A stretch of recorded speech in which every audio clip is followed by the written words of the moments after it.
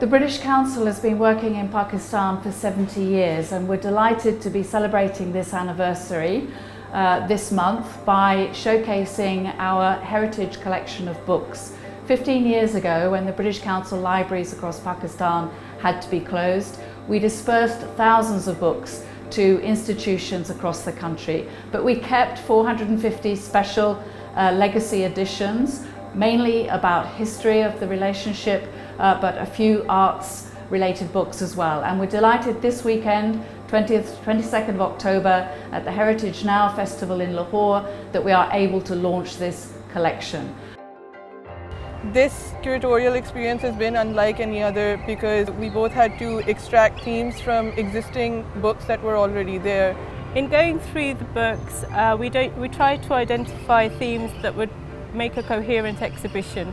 So we put those into 10 main categories. We have books that actually show what the British wanted to attain and also what was going on within India and to its people and to its land. So hopefully there's some sort of a dialogue that everyone can see that's been put on display through these invaluable books. Books like these, textbook of Urdu in the Roman script, or memoirs or histories of British India, and stuff like that, they're really important sources of the reminder of the colonial past of this region, and they're important not just in terms of the kind of information which they provide, but also in terms of how knowledge production took place, what kind of influences were there which shaped the process of knowledge production in British India, and as such they are an inevitable source of research for people who are interested in the history of this region and the entire spectrum of knowledge production in colonial India during this period. And so I'm very, very happy that this collection is now available and accessible to readers and researchers in Lahore.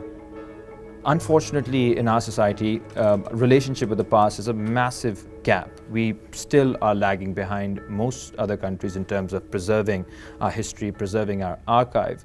And if you don't have a relationship with your past, your relationship with your future also falls apart. And then your very experience of time dissolves.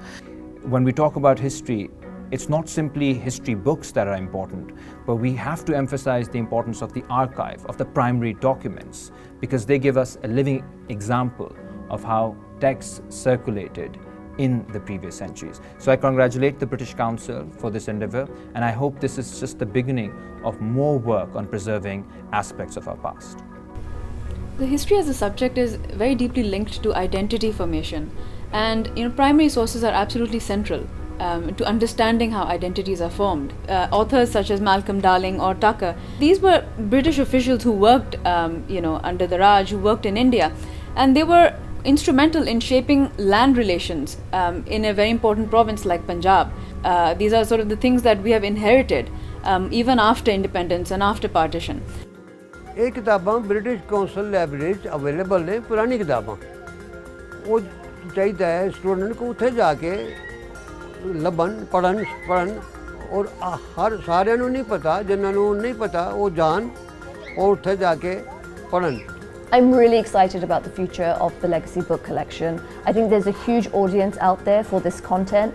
There's something quite magical about interacting with the physical text that we want to respect. We'll be taking the collection beyond Lahore to Karachi, Islamabad and beyond. But there's a lot of work that we still need to do around preserving the books in the collection. Many of them are over 100 years old and need a lot of conservation work. So the next step in the project for us is to ensure that they're in good condition and that we maintain them for future generations to explore their shared history.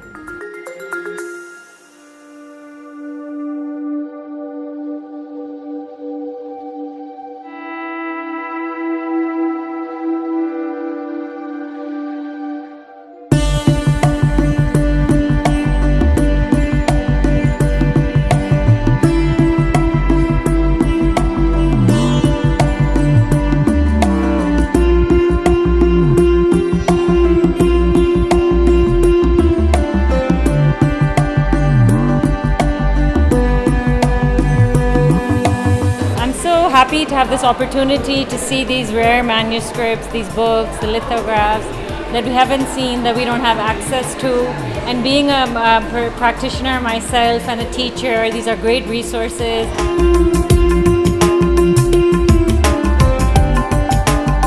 I think these books are a very important corpus of the last 100 to 150 years of our history, of our culture. Because one of the things that the British very much did at the British period, it was a very heavy emphasis on information collection. So this gives us a very important material to actually reflect upon, to look at critically, to engage with. The range and variety of books on display here speaks volumes about the nature of knowledge production in this period of empire. It's kind of weird to see them all gathered here like this. I have worked with some material like this in the UK at the Royal Geographical Society, but it's really refreshing to see it curated and redisplayed and mashed up like this by the curators. I congratulate them on like a really refreshing perspective and of making use of this archival material. The curators here have done an excellent job of exploring different themes, historical themes, cultural themes within the legacy collections of the British Council. I really enjoyed the exhibition, and I think also that they very creatively used the space as well. Books can be very difficult to display, but I think that the way that it's laid out has been a really creative way of exploring the British involvement in the subcontinent through these collections. Well, I think that this is a really important exhibition. What interests me particularly is are the industrial craft and art section, and how its legacy remains to date.